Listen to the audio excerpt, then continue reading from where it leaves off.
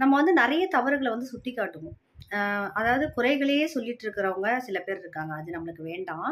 ஆனா வந்து தவறுகள் செய்யும்போது சுட்டிக்காட்டுவோம். மோஸ்ட்லி வந்து நம்மளுக்கு தெரியாதவங்க, நம்மளுக்கு பரிட்சயம் இல்லாதவங்க ஒரு சின்ன தப்பு பண்ணா கூட நம்ம சுட்டிக்காட்டுவோம். ஆனா அதே தவற நம்ம நண்பர்கள், நம்மளுக்கு நல்ல பரிட்சயமானவர்கள் செய்யும்போது, நம்ம வந்து "ஆமாமா நீ சொல்றது சரிதான்" அப்படி சொல்லிட்டு போயிடுவோம். அதுக்கு என்ன காரணம்னா, அவங்க நம்மள விட்டு விலகிட போறாங்க.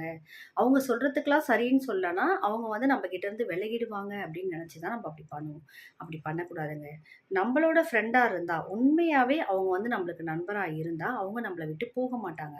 ஆனா, ஒரு நண்பர காட்டுனோம்னா, கண்டிப்பா நீங்க அவங்களோட ஃப்ரெண்டா தான் இருப்பீங்கன்னு கண்டுபிடிக்கணும். அந்த அளவுக்கு நம்ம கிட்ட இருக்க நல்ல குவாலிட்டீஸ்லாம் நம்ம ஃப்ரெண்ட்ஸ் கிட்டயும் இருக்கணும். ஸோ, அதுக்காக சுட்டிக்காட்டி தான் ஆகணும். யார் ஒருத்தருமே தவற சுட்டிக்காட்டும்போது, இவரு நம்மள விட்டு விலகிடுவாருன்னு நெனைக்காதீங்க. அப்படி ஒரு பெர்சன் விலகுறாங்கன்னா, அவங்க உண்மையாலுமே உங்களுக்கு நல்ல நண்பர் கிடையாது. Happy morning.